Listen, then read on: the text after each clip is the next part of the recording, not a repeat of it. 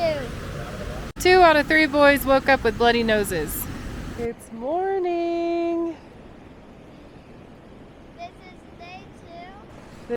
How'd you sleep? Pretty good.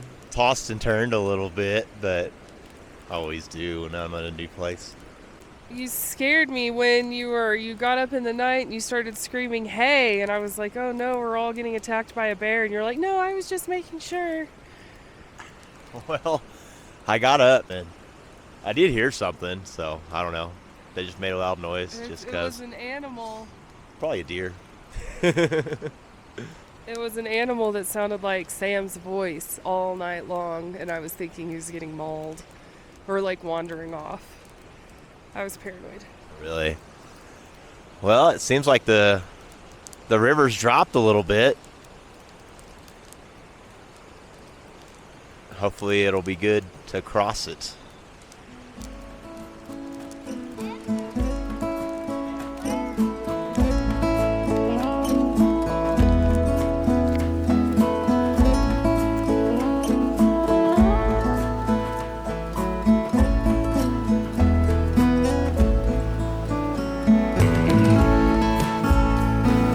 Silas is going over our first water crossing of the day.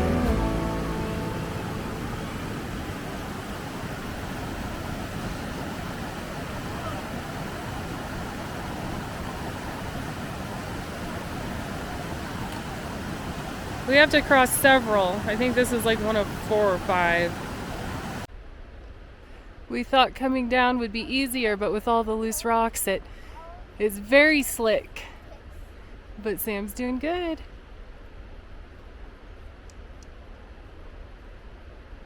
There's one of the waterfalls that you wouldn't see if you didn't hike back beyond the first waterfalls that you see on the hike. It's just a little thin one, but it is high.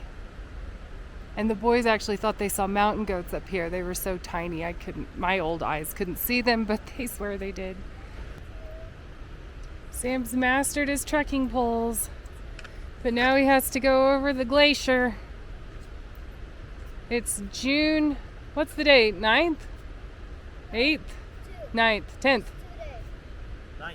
June 9th, and there's snow up here.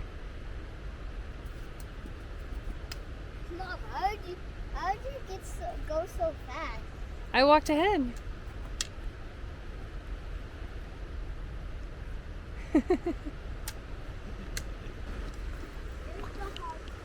Here's some more stairs made out of tree roots. Everybody stayed really warm. Silas got a down quilt that he slept in. Sam slept in about 1,000 layers in a stocking cap. And I didn't really bring a ton of clothes, but I stayed really warm, actually. The only complaint I had was we slept on a double person sleeping pad, yeah, and every motion was like transferred. And so there was a point where I was rolling around and Chad was like, what happened? Like, I'm just rolling over. And then he would roll and I would go shooting into the air. And so that was the only thing that I think really disrupted our sleep the most. Here's Silas heading back across our second water crossing of the day. Silas and Sawyer have been such gentlemen. They keep coming and getting my pack and Sam's pack and helping us all across. We rushed out of camp this morning because the water's lower right now, and so we were trying to get across before the water rose, because these logs get slick.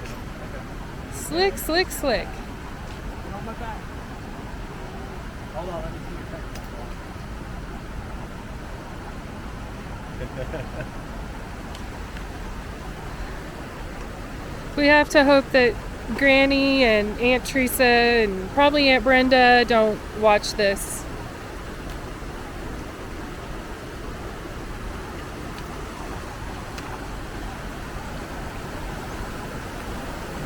Take your time, Si.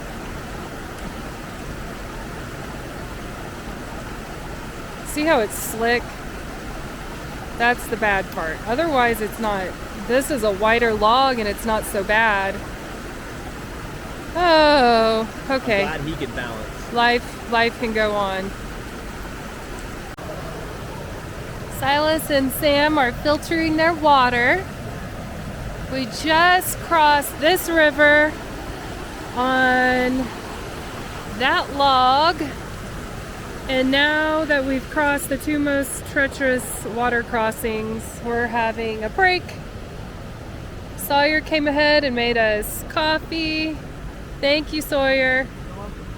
Sawyer's apparently the world's strongest 13-year-old because he brought like 5 cans of Monster. Always dilute your Monster with water. And he's diluting it with water to ration it. There's Chad. Oh, yeah. Finally able to take a deep breath after Sam crossed the water. It did. It made me too nervous with the water crossings. I wanted to leave out early while the river was low so we could get Sam across. Wow. It was really scary, I'm not gonna lie. It was. Well, was it a good idea having Silas do his final project as a backpacking trip? You know, it was challenging. It's something I'm not going to forget.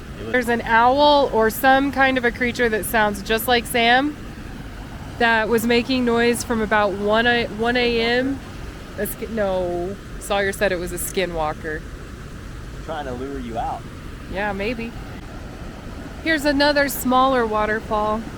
These are campsites. These were the campsites that we didn't want to camp at because of the deadfall. But look at that. So there's a smaller one with more water volume coming through, and then that slower trickle that's coming down that we saw from earlier.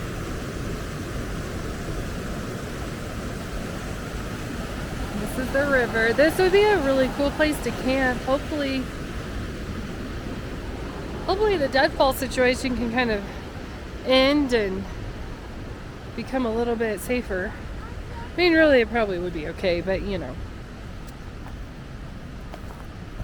Mom, look. Well, Silas definitely gets an A+ on this assignment. We were all well fed, well cared for. We didn't bring too much. We had everything we needed. We had sunscreen, bug spray, chapstick. It was great.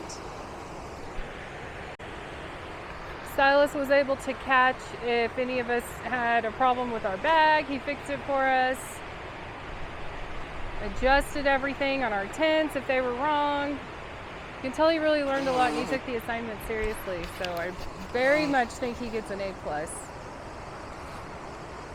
There he goes.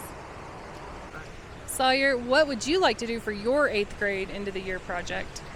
Probably something to do with going camping right next to a really good fishing lake on our dirt bike someday. That would seem pretty fun. Okay, that's cool because that adds an extra layer. If we take dirt bikes, do we have enough gas? Do we have enough tools and materials if something breaks? And then fishing, all that. That's a great idea. Yup, we'll do a short little one, and we can't bring as much stuff since we're riding our dirt bikes and our ATVs, so we can still be balanced through those rocky trails. All right, sounds good. We'll do that. There's Sammy. Sweetheart making it down. This kid's been a trooper. He hasn't complained once. Well, we're coming towards the next waterfall, and Chad actually got me this sun shirt before we left, and it had a hood on it, and I was kind of like, well, I don't know about that. And Silas explained, well, it's so you can wear your baseball cap and then pull the hood up and have sun protection on the back of your neck and your ears. And I was like, oh, that's genius, because I was gonna wear my big floppy sun hat, but my running hat is much nicer because it breathes so well.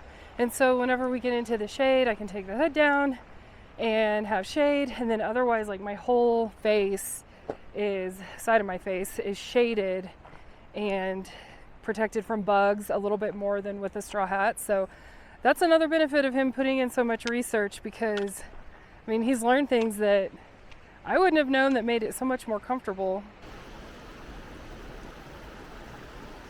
Massive canyons. You can see the birds flying around.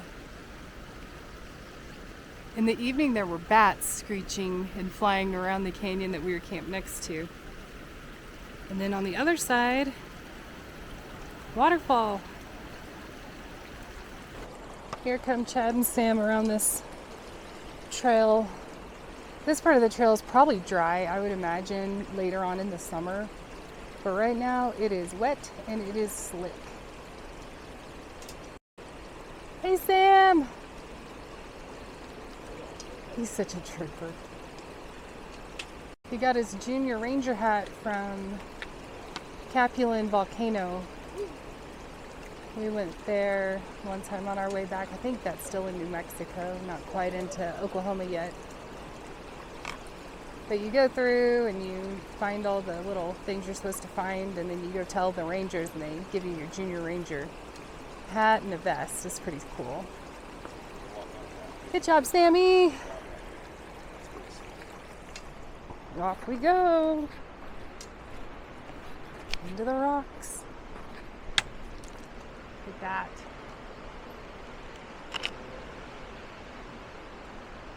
This is definitely one of those hikes where everywhere you look is something interesting, and it's more fun in the morning because there's more birds, more action going on. Although I will say right now it is heating up. Another really good thing Silas did with this assignment was he handled kind of all of our different personalities really well. He had to prepare for his mom, his 13-year-old brother, his 6-year-old brother, and his dad, and himself. And I have a tendency to be like, oh, it's okay, I don't need that. I can go with that. It'll be fine. But like the reality is you need to be comfortable. You need to be prepared. And because of the research that he did, no one was hangry. I was kind of a goblin at certain points just because Chad's adjusting me. Oh! You can loosen it up. It hurts worse now. It's like pulled, like my shoulder. It hurts right here. Oh, it still hurts. It's just gonna hurt, I think. I don't think this bag was made for a woman. Are you ready to show the internet how to turbo run? Everybody maintained really good attitudes because we were so well prepared and properly prepared too. Not just having like more than we needed, but having the right things. We were able to cook. He had a certain amount of redundancy, so we had one camp stove that did not work. I think it was like one of our what we thought better quality ones wasn't working properly, but we had 2 more. And so those 2, they look like the Unabomber. So I think that's an important thing that he learned because, the interpersonal skills of a big project like this are essential for work and family and everything in life. And so to be able to kind of anticipate people's needs and navigate their problems was a really good skill that he was able to practice during this adventure. Sam and Chad are behind me. It's so steep. Loose, roundish rocks are tricky. Ooh. And pine cones are slippery too. Pine cones will take your feet right out from under you. Whew. Those little guys. What? I'll need some water. It's cold, huh? Too cold. It's a cold shower.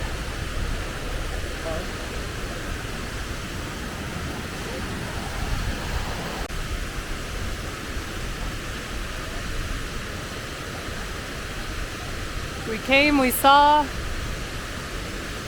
we conquered.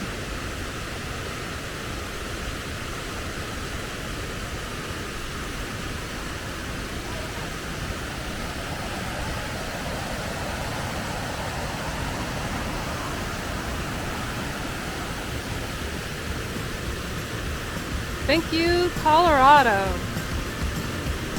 This is the final really treacherous water crossing.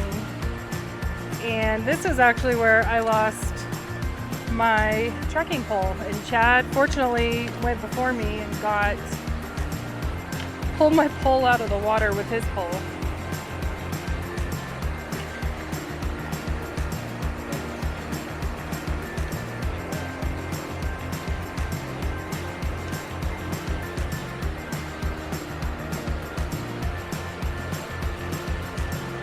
There they go, they did it. Good job, boys. I don't know. Is going down easier than going up? When we came over it, we had to walk up the log. Now we're walking down the log. Here we go. At least it's really wide.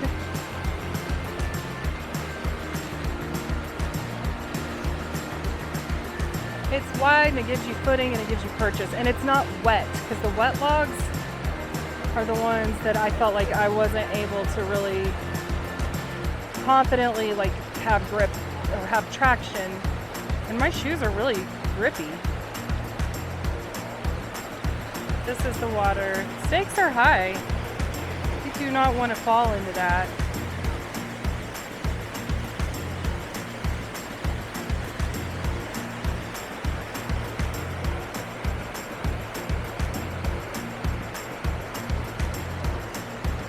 Just getting up to the logs challenging. So once we get around this, there's a really beautiful view of the waterfall that's flat and shady, and so we're gonna sit there and have another break.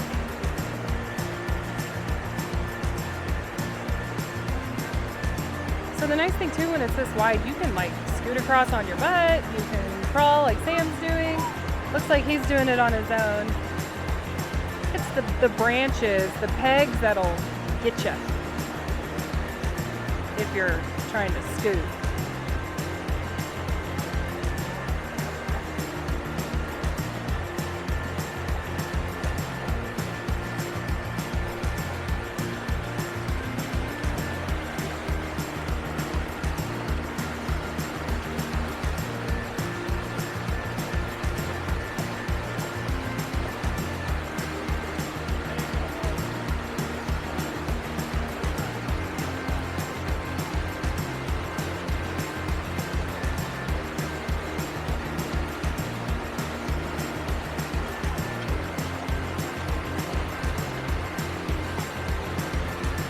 Saw a dog cross this on the way in, and that was really cool, seeing the dog go across.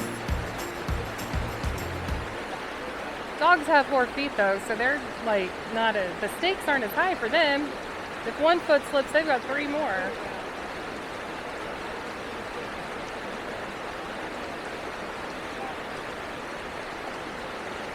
I love that Sam wants to do this independently. Okay, it's worth the time.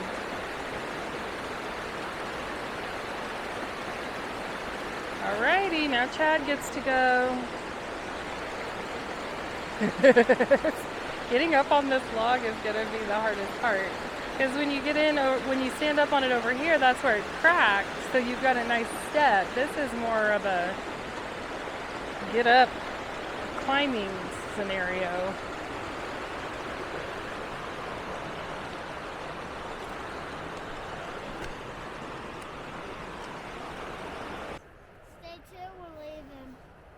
Day 2, we're leaving, but not before we watch the bighorn sheep. Oh yeah. And there's the waterfall. Yep, the waterfall's pretty from I here. hope those bighorn sheep can be zoomed in. 'Cause they're in front of the mountain. This trail though has really gotten nicer than the higher trail because it's smoother, less crazy rocks. It seems like you can go faster. Or at least you're more sure-footed, which just makes it way more pleasant. What do you say when we get to the flat part that it's a turbo boost? All right, off we go from our break. It's starting to heat up.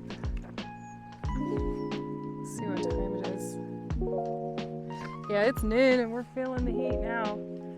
It's cold this morning.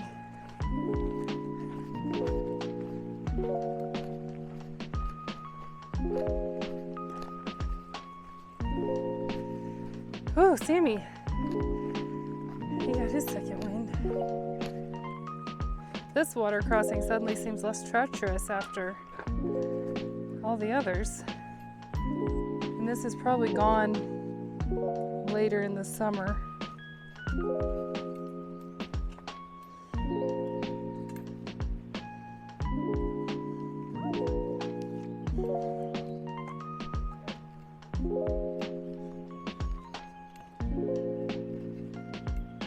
I think if we go to the left, we're out of it, Sam.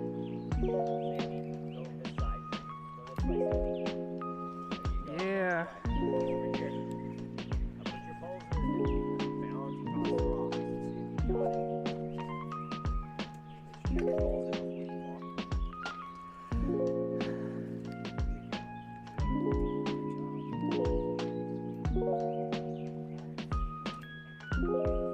What's up, fish?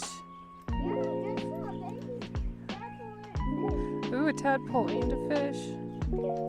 Nice. Okay, I survived.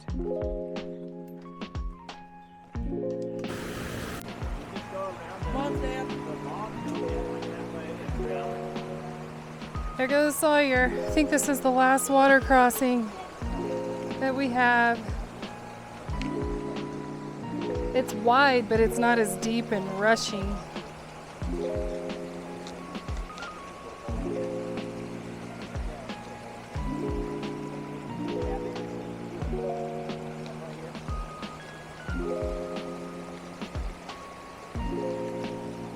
I can carry my bag, bud. Get Sam, get Sam. There you go.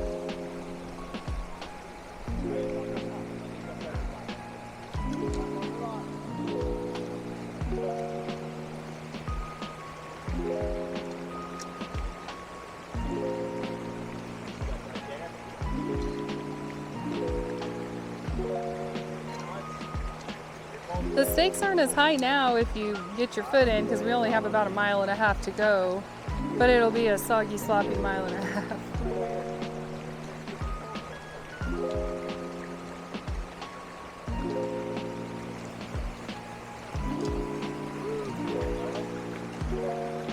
There he goes.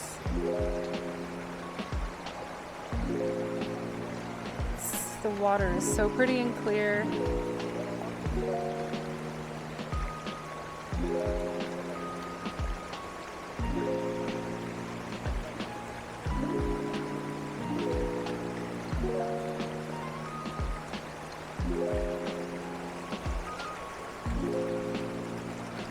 Whoop, whoop, whoop. That wasn't deep enough to get his sock wet. Oh no, somebody lost their dog leash. Hopefully they didn't lose their dog. There he goes.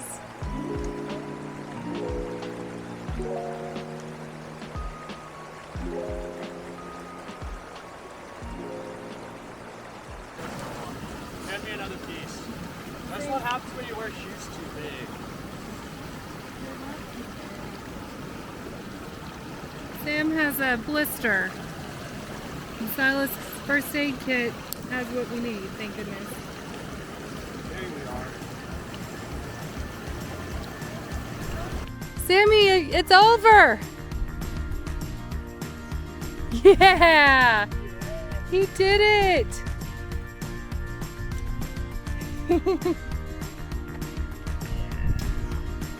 Sawyer's been waiting for half an hour.